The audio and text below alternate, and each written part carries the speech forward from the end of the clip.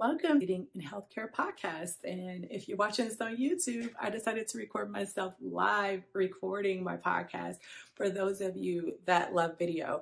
I love video content, so I know there's some of you out there that probably prefer video more. So just thought I would pop in and show my face a little bit. But without further ado, this week we're going to be talking about how to adopt the mindset of a leader. And what I want to do is share with you what the mindset of a leader looks like, and also give you some tips on how you can understand what it takes to have a mindset of a leader, because I think that we can kind of truck along in our career thinking that we're doing well, thinking that we're making an impact because we're getting the work done. And we could even be getting the work done well, but that's only one part of being a leader. So without further ado, I have some points that I want to go over to help you learn to adopt the mindset of a leader. So in order for us to understand the mindset of a leader, we have to understand what mindset is, right? And having a mindset of a leader is centered on how you think, your beliefs, and how you process information mentally in order to then act on that information and create results in your organization or even in your personal life based on the thoughts and the mindset that you have and the way that you've acted from that space. So one of the main things that have you shift into just a regular old leader with a title into a leader that really has that mindset for leadership is actually priming yourself for learning, for growth, and for expansion. A lot of times as leaders, especially in healthcare and especially now, what we are doing is we are trying to make sure that we just get through the day, get stuff done, get the task performed so that we don't get in trouble, so that we meet our metrics and our targets and all of the things, instead of really pursuing what it means to approach your job from true great leadership. In a time like now where healthcare is just moving a mile a minute, sometimes we feel like we are in a reactionary mode and where we don't have time to slow down and to learn and to practice and to become more competent in our skills as a leader while also developing and learning new skills. But this is precisely the time where you really have to step back and again, look at your leadership from a different lens of not just trying to avoid pain or move toward pleasure, but actually improving yourself and your value to your organization, your value to the people's lives that you're touching by becoming a better person in your competence, your skill level, and also learning new skills to keep you moving in the right direction and expanding as well. I want you to pay attention to this one because this is one that nobody talks about. In leadership, we talk about time management, communication skills, prioritization, all of those hard skills. But this is one thing that we're not talking about. And if you're not doing it, I guarantee that you are not the best leader that you could be. And it is about learning how to optimize your decision making by being a more perceptive leader. And when I say perceptive, I mean you have this ability to perceive different types of information around you. I have talked about this before. If you have not listened to my podcast on how to trust yourself, I spend a little bit of time breaking this down. But specifically, what really great leaders do that you may not be doing is being able to pick up on all different types of information.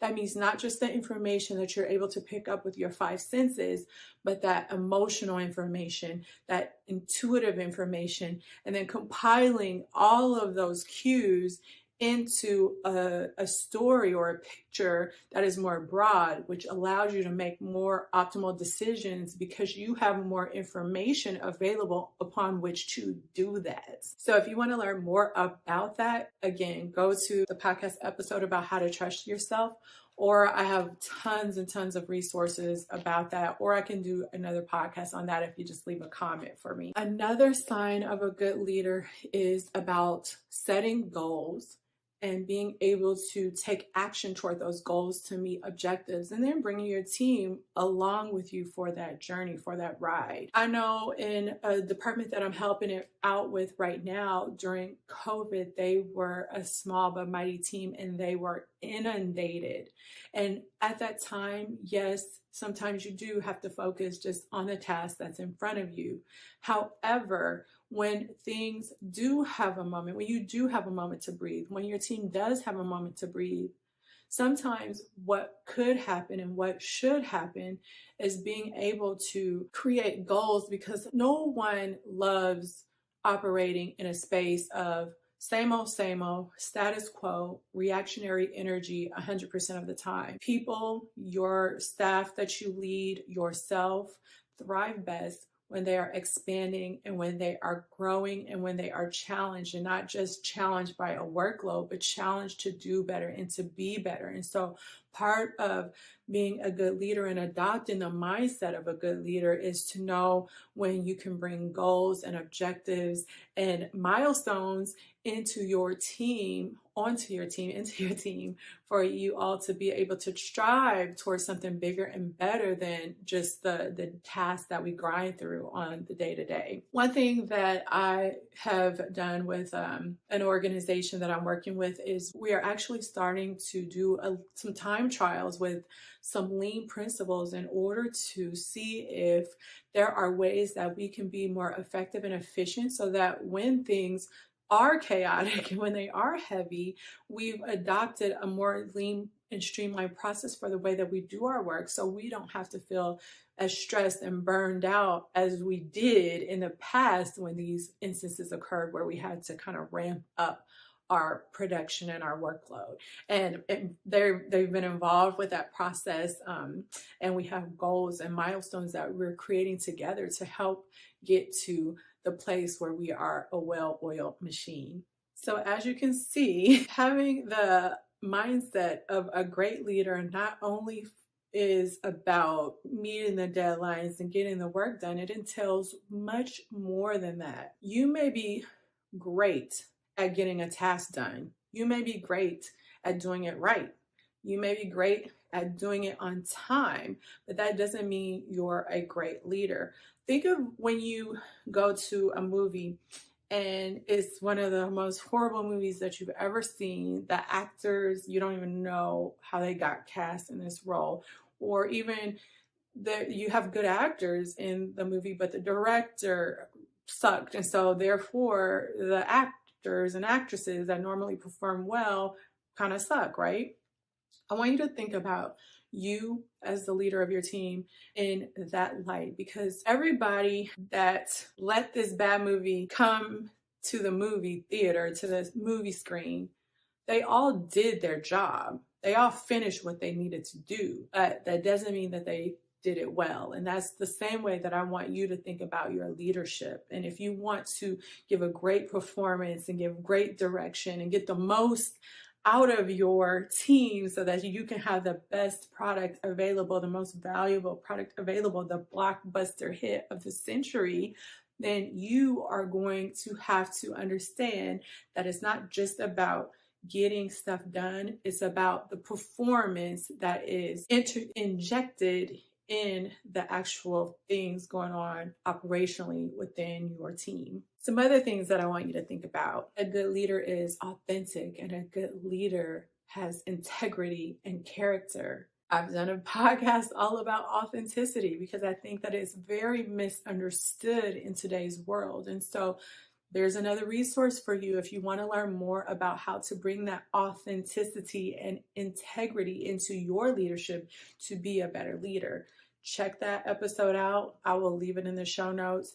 It's all about how to truly show up authentically, not only in your leadership style, but also in your personal life. This is all about knowing yourself, knowing your values, knowing what matters not only to yourself, but also to your team, and integrating all of that information to be able to understand a bigger picture than what is going on in the day-to-day operations that sometimes bog us down.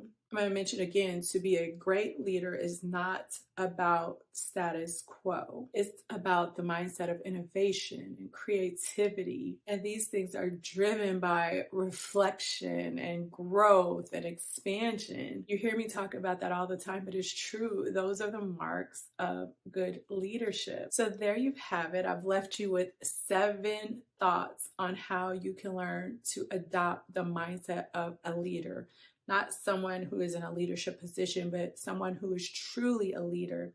Again, there's no manual that we're given for how to develop authenticity, innovation, creativity, all of things that truly help you to propel not only yourself but your team.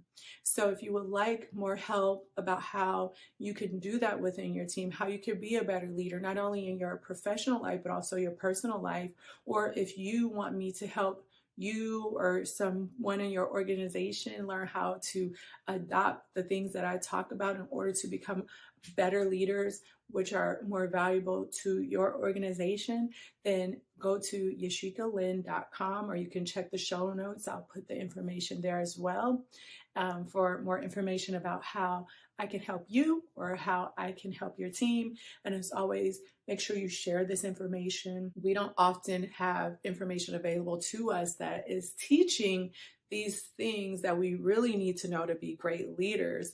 Nobody's talking about this stuff. It's all about all the hard skills and all the masculine oriented, let's get it done, let's hustle, but none of the stuff that has us to step back and be authentic and introspective in order to tap into what's important to us and have that intuitive ability to understand what our team needs to be successful. And so I want you to share this. I want you to download it. Give me a review, give me a rating, all of the things that help the message get out to those that need to hear it and those that need this kind of help to become better leaders. And I will talk to you in next week's